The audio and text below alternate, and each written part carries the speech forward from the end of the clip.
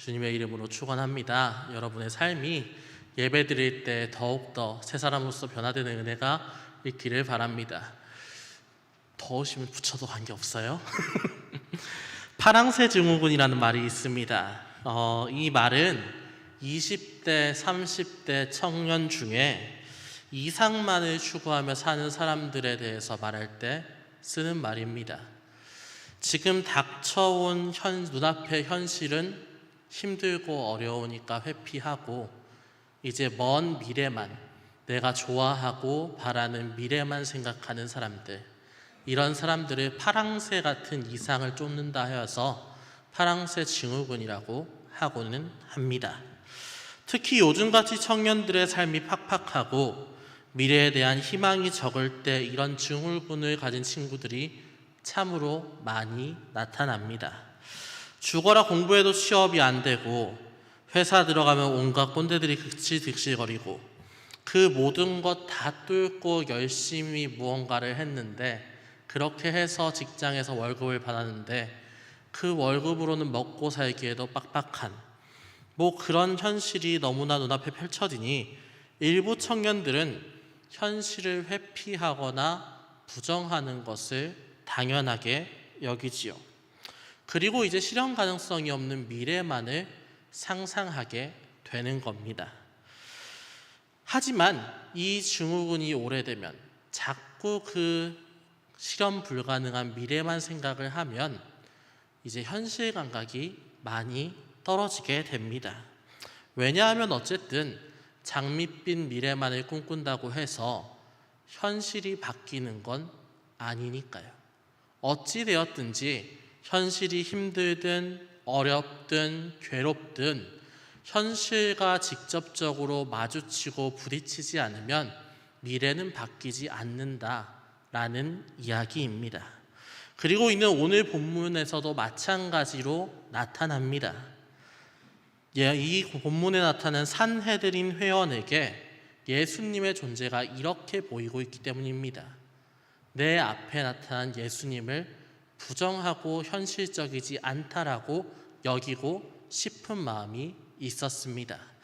오늘의 본문 27절에서 28절을 우리 한번 같이 읽어보겠습니다. 27절에서 28절의 말씀입니다. 우리 함께 읽겠습니다. 그들이 다시 예루살렘에 들어가니라. 예수께서 성전에서 거니실 때에 대제사장들과 서기관들과 장로들이 나와 이르되 무슨 권위로 이런 일을 하느냐? 누가 이런 일을 할 권위를 주었느냐? 아멘. 오늘 본문은 예루살렘에서의 셋째 날을 그리고 있습니다. 우리 11장에서 12장이 이제 예루살렘 초반기, 예루살렘 입성 후의 초반기 얘기인데, 그동안 우리 11장 보면서 어떤 이야기들이 있었습니까? 예수님께서는 호산나 호산나 순례 행렬의 환호를 받으면서 예루살렘으로 입성을 하셨습니다. 하지만 밤이 되자 그 무리들은 신기루 같이 사라졌지요. 이튿날 성전에 방문하여 장사꾼들의 상을 엎으시고 성전의 종말을 예고하신 주님이었습니다. 그리고 이 때문에 이 모습으로 인해서 대제사장과 서기관들, 흔히 말하는 산헤드린 공회의 요인들이 예수님을 주목하기 시작했지요.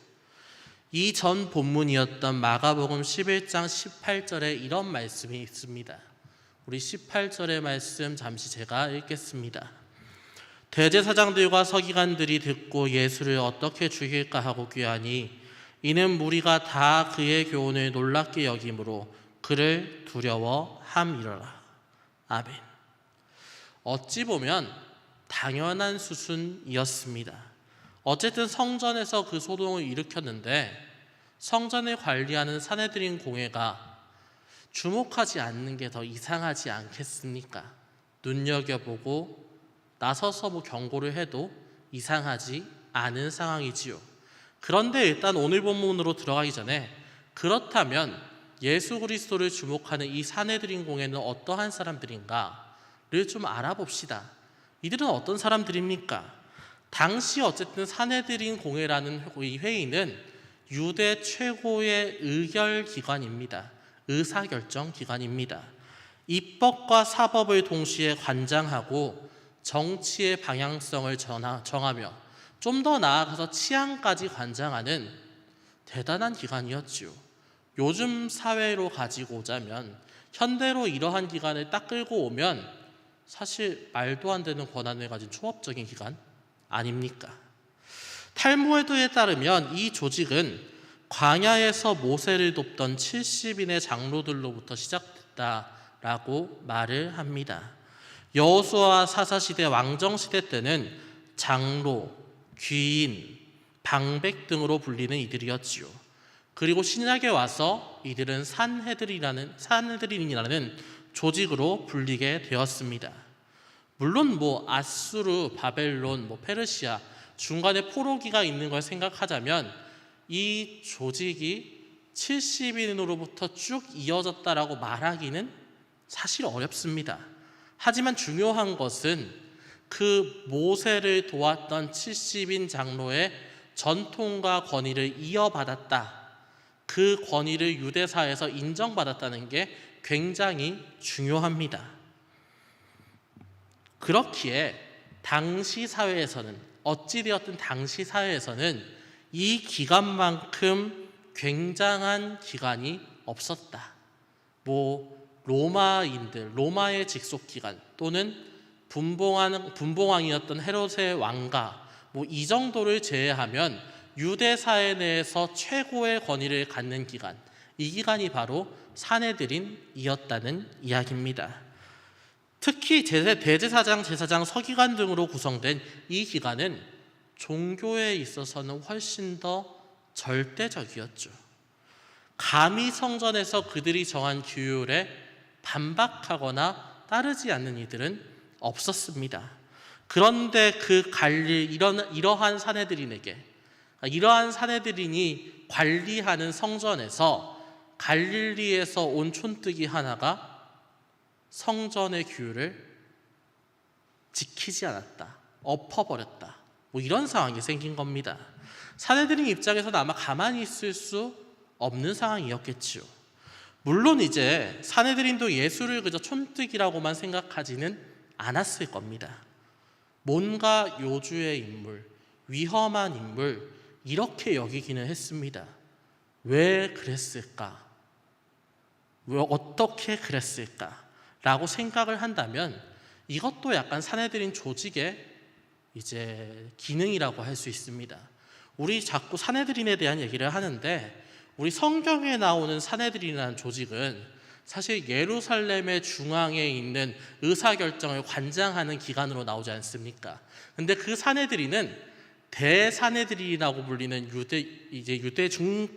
유대의 최고의 권위를 가진 기관입니다. 근데 이제 이 대산헤드린 아래에 또 조직들이 또 있어요. 지방 소도시에도 조직들이 이제 또 있는 겁니다. 쉽게 말해가지고 요즘 대법원 있으면 고등법원, 그리고 지방에 지원 있듯이 이렇게 쭉 이렇게 산헤드린들이 지방마다 분포가 되어 있었어요. 흔히 그런 이제 기관을 소산헤드린이라고 불렀거든요. 그러니까 오늘 본문에 나오는 대산헤드린은 어찌 되었든지 소산헤드린을 통해서 예수에 대한 정보를 이미 들었던 겁니다. 이제 예수가 예루살렘에 오기 전에 이미 이런 소문을 들었겠지요. 아니, 예수라는 사람이 있는데 이 사람이 사람들도 몰고 다니고 기적도 일으키고 다니고 그 다음에 세례 요한을 이었다고 하고 다니는 선지자처럼 보인다, 이런 얘기를 좀 들었겠지요. 그래서 어쨌든 그래서 어쨌든 예수님을 점점 따르는 사람들이 많아지고 있다, 이런 얘기를 들었을 겁니다.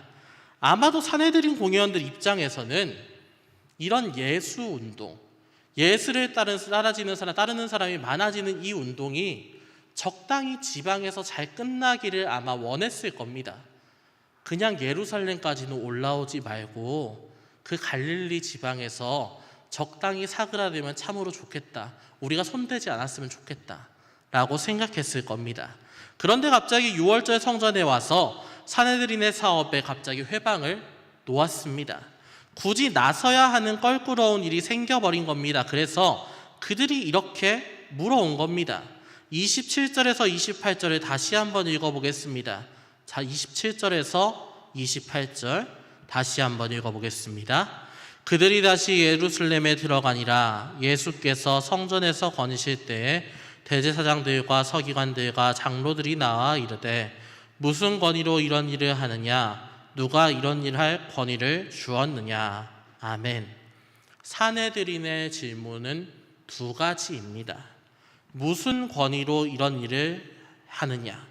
누가 이런 일을 할 권위를 주었느냐? 왜 이렇게 질문을 했을까요?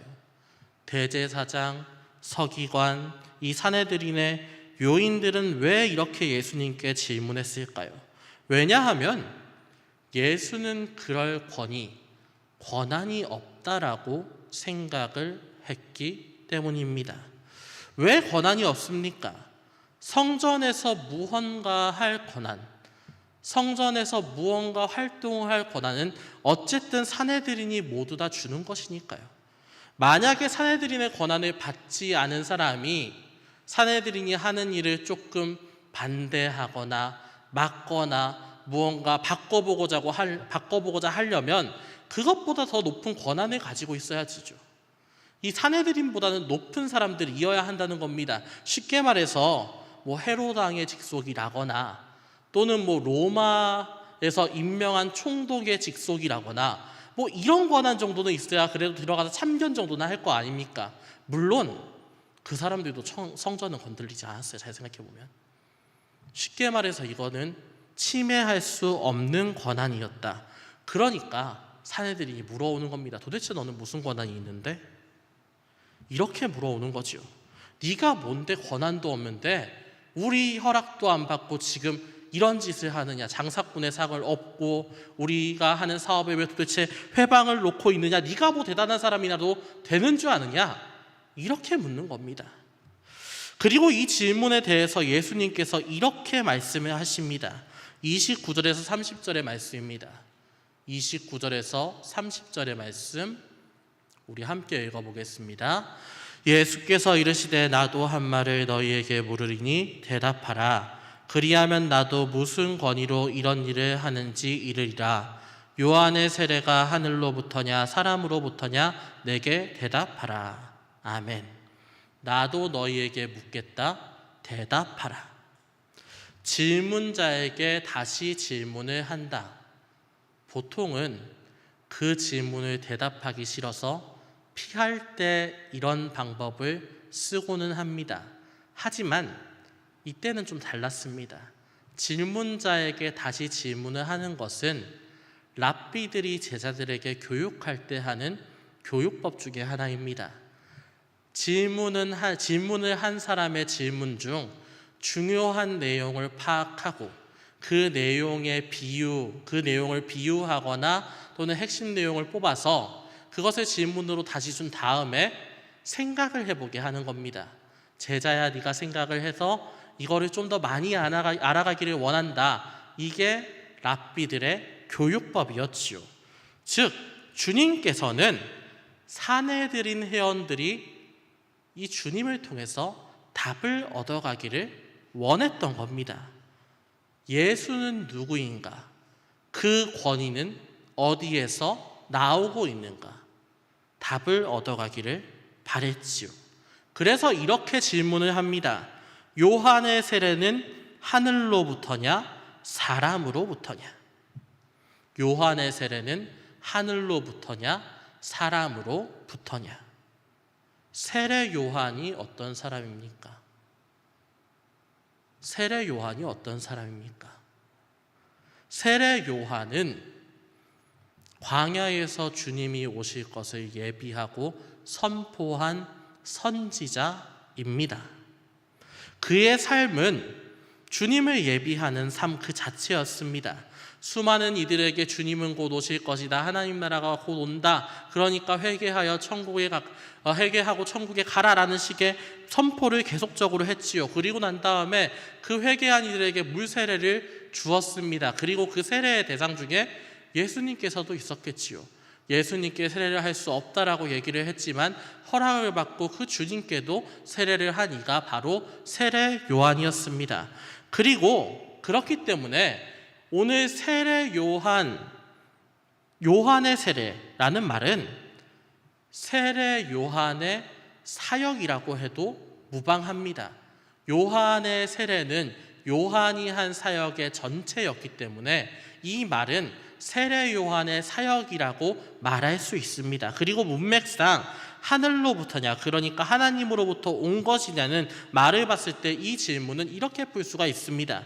세례 요한의 권위는 하나님께로부터 받은 것이냐, 아니면 사람에게서 받은 것이냐. 이 질문을 들은 사내들인 회원들의 반응이 어떠했습니까? 31절의 상반절에 이렇게 나옵니다. 31절 상반절에 이렇게 나오지요.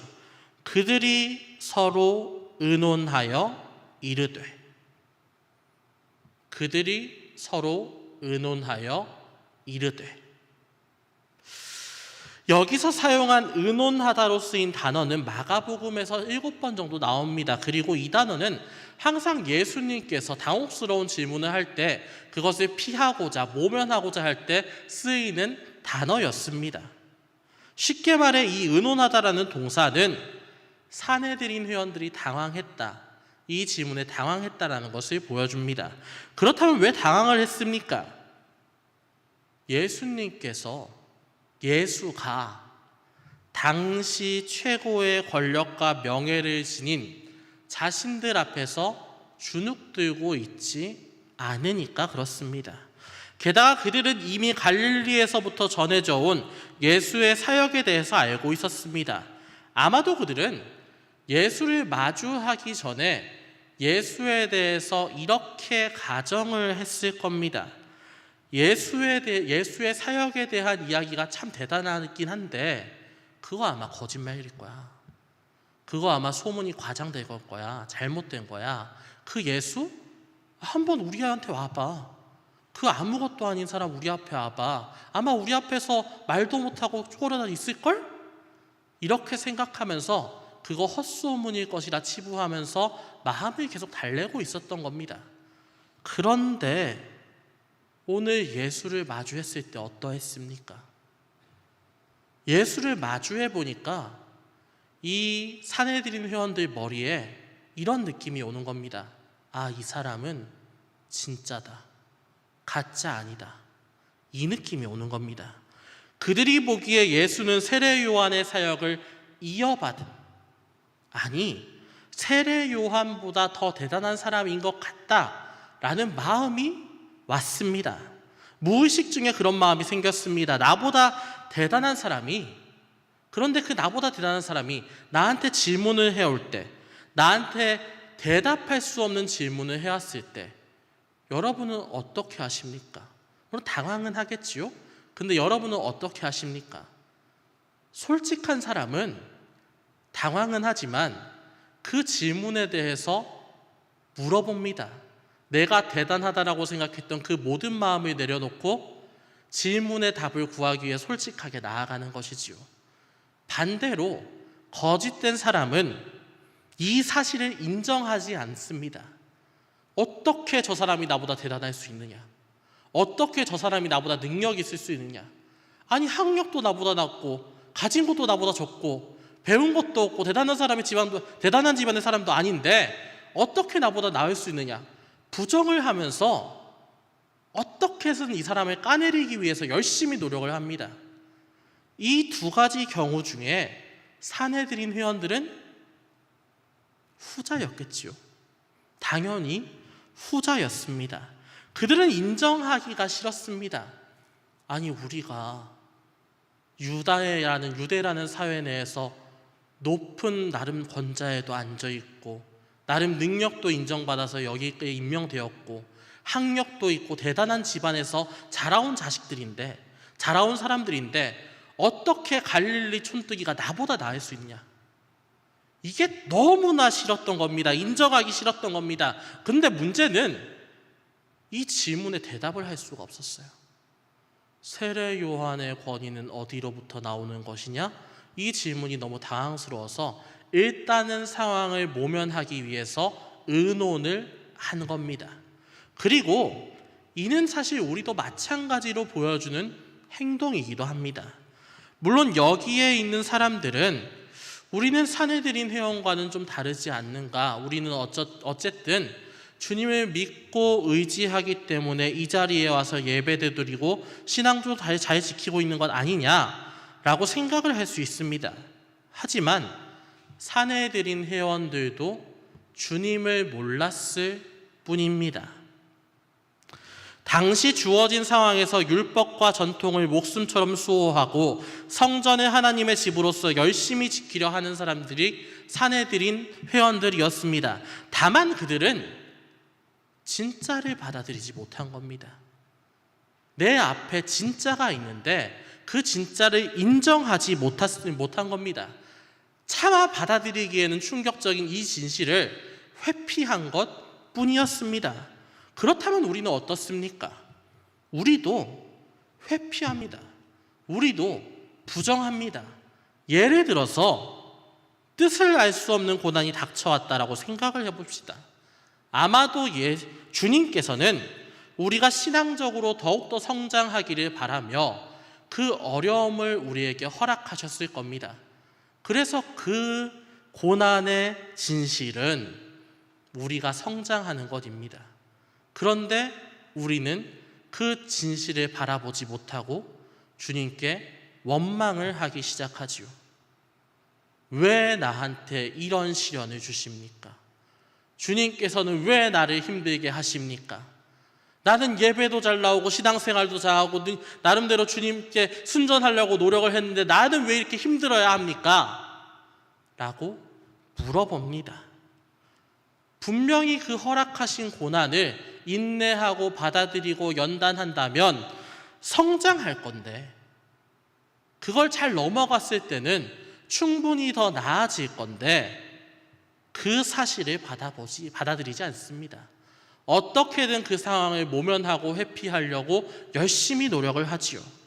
하지만 문제는 진실은 피할 수가 없습니다.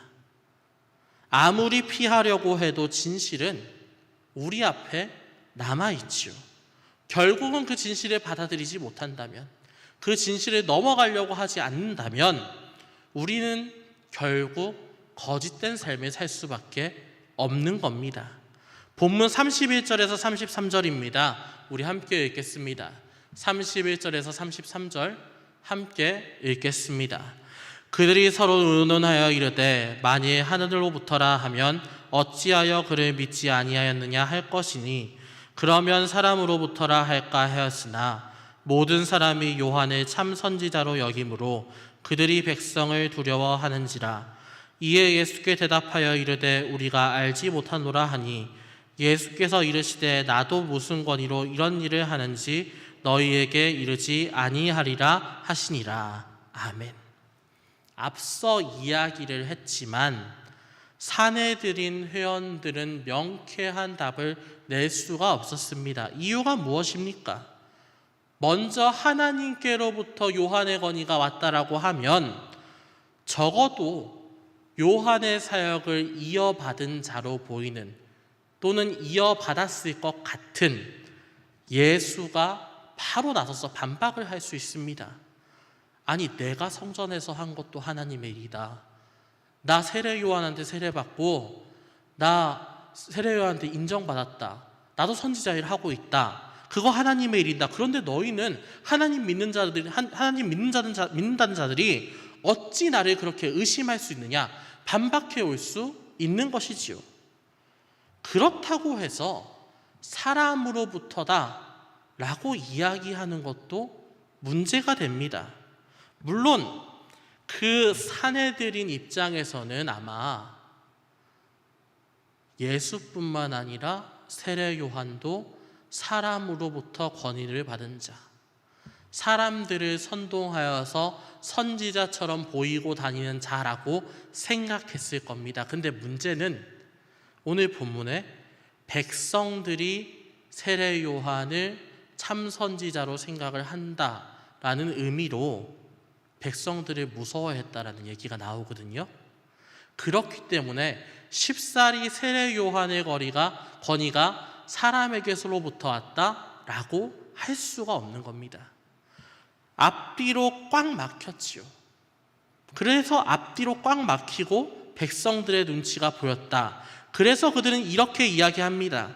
우리가 알지 못하노라 라고요. 결국 그들은 진실을 마주하기가 싫었던 겁니다.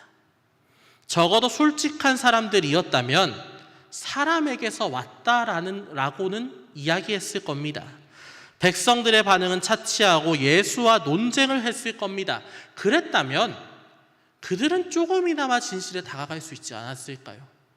어쨌든 예수 그리스도와 대화를 하고 이 주제에 대해서 알기 위해 노력을 했기 때문에 솔직한 반응을 나타냈다면 적어도 주님께서 말씀하신 주님께서 어떠한 분인지 아는 진실에 다가가지 않았을까요? 주님께서 바라신 거는 그들이 반박을 하든 그들이 받아들이지 않든 또는 받아들이든 솔직하게 주님께 다가와서 주님과 말을 섞으면서 진실에 가까워지기를 원했다는 겁니다. 하지만 사내들인 회원들은 그런 논쟁으로 자신들의 명예를 실추시키기를 원하지 않았지요. 적어도 정치적으로 손해를 보길 원하지 않았다는 겁니다. 그래서 결국 모른다로 발뺌을 했습니다. 자신들의 것을 지키는 가장 안전한 방법을 택한 겁니다. 그리고 오늘 사내들인 회원들의 명예와 권위, 그들이 지키고자 했던 명예와 권위는 우리의 발목도 잡고 있습니다. 왜 우리는 진실을 받아들이지 않을까? 좀 더 풀어서 이야기하면 왜 고난을 받아들이지 않을까? 하나님과 내 뜻이 다를 때 왜 하나님의 뜻이 아닌 내 뜻만에 따라서 살까? 더 나아가서 세상에 나아갔다 하면 세상 것만 신경 쓰고 내가 신앙인으로 사는 것은 왜 외면하면서 살아가는 것인가?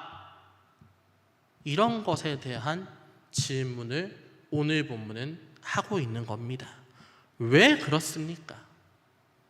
언젠가 이와 관련된 여기에 도움이 되는 기독교 신문의 기사를 한번 본 적이 있습니다. 어떤 장로님이 자기의 이야기를 되게 솔직하게 적어낸 적이 있습니다. 이렇게 되어 있었죠. 이 어느 교회 장로님이 신앙 간증을 한 적이 있다고 합니다. 이 장로님은 젊을 적에 아주 신앙이 좋은 장로님이었는데 그래가지고 뭐 이제 주님께 나와서 나는 신앙적으로 열심히 살기를 원한다 하고 나 주님을 위해서 바치겠습니다 고백도 했던 장로님이었는데 어느 날 기도를 하다가 하나님께서 이런 마음을 주셨다고 합니다. 네 원수를 먼저 용서해라 라는 마음을 주셨다고 합니다. 그런데 이 장로님이 어떻게 했을까? 이 장로님은 주님, 다른 건 내가 다 하겠는데 원수를 용서하는 건 못하겠습니다 라고 했답니다. 왜냐하면 주님께서 하시는 그 말이 무슨 말인지 알았거든요. 내 마음에 품고 있는 진짜 원수가 한 명 있어서 그렇게 얘기를 한 겁니다. 그런데 이후에도 계속 하나님께서는 이 장로님의 때마다 순간마다 계속적으로 그 마음을 주시는 겁니다. 원수를 용서해야 되지 않겠니? 그 사람 용서해야 되지 않겠니? 그래야지 네가 좀 더 나아지지 않겠니? 그 마음을 주셨습니다. 그렇게 계속적으로 그 마음을 부인하다가 결과적으로 이 장로님 환갑이 지나고 나서야 이 원수였던 그분을 용서했다고 합니다. 그 용서하고 난 이후에 뭐 교회 일이든 사업 일이든 이상하게 잘 됐다고 하지요. 어려운 일이 있어도 마음에 평강이 넘치고 잘 해결해 나갈 수 있게 되었다라고 하더라고요. 그래서 이 장로님은 주님께 이렇게 회개했다고 합니다. 그냥 복 받아서 은혜 받아서 사회적으로 잘 돼서 이렇게 회개한 게 아니라 마음이 편해서 이렇게 회개한 겁니다. 주님, 제가 무엇이기에 이렇게 고집 부렸는지 모르겠습니다. 그 사람 용서하고 나니까 이렇게 편합니다. 마음에 평강이 옵니다. 주님, 이제 다 내려놓고 주님만 따르겠습니다. 너무 감사합니다. 고백한 거지요. 그리고 이는 아마 우리들도 마찬가지로 생각해 봐야 될 문제일 겁니다. 왜냐하면 여러분에게도 내려놓을 것이 있을 거니까요. 주님께서는 계속적으로 여러분에게 내려놓아라, 내려놓아라, 내려놓고 나한테 다가와라, 나와 함께 뜻을 같이 하자, 나와 함께 걷자라고 이야기를 하고 있는데 내가 고집 부려서 못 가는 겁니다. 오늘 본문에는 그 고집 부리는 사람들이 대단한 사내들인 공회원들이었지만 사실 그 고집을 부리는 사람들은 나입니다. 내가 가지고 싶은 것, 내가 원하는 것, 내가 바라는 것, 또는 내가 가고자 하는 길, 그런 거 고집 부리다 보니까 주님께서 보이지 않는 겁니다. 여러분의 사내들이는 무엇입니까? 여러분은 무엇 때문에 사내들인 회원처럼 살고 계시는 겁니까? 그 고집 이제는 좀 내려놓고 주님 앞에서 순전한 백성으로 오늘 본문에 나타났듯이 예수 그리스도께서 나를 다가오라고 할 때 나도 다 내려놓고 다가가서 순전한 백성으로 거듭나서 평안한 마음을 가진 삶을 사시는 여러분 되시기를 주님의 이름으로 축원합니다. 우리 시간에 기도하겠습니다. 사랑과 은혜가 충만하신 하나님 아버지 감사합니다. 오늘 주님의 음성을 마가복음으로 들어보았습니다. 하나님 아버지, 사실 우리는 고집을 부립니다. 끝끝내 인정하지 않으려고 합니다. 주님을 믿는다고 하면서도 내 눈에 좋아 보이는 것들 또는 내가 바라는 이상향을 포기하지 못합니다. 그리고 주님의 길을 나아가지 않습니다. 주님, 사내들인과 같은 우리의 마음을 용서하여 주시옵소서. 하나님 아버지, 그래서 우리가 주님 앞에 나아갈 때 그냥 말로만, 찬양으로만, 더 나아가서 이론으로만 다 내려놓는다고 하는 게 아니라 주님 앞에 그 모든 것을 내려놓고 온전한 몸과 마음으로 주님 앞에 나아가서 순전한 그리스도인으로서 서는 청년부 될 수 있도록 주님께서 허락하여 주시옵소서. 그 모든 것 주님께서 이끄실 것을 믿사오며 거룩하신 우리 주 예수 그리스도의 이름으로 기도합니다. 아멘. 봉헌하겠습니다.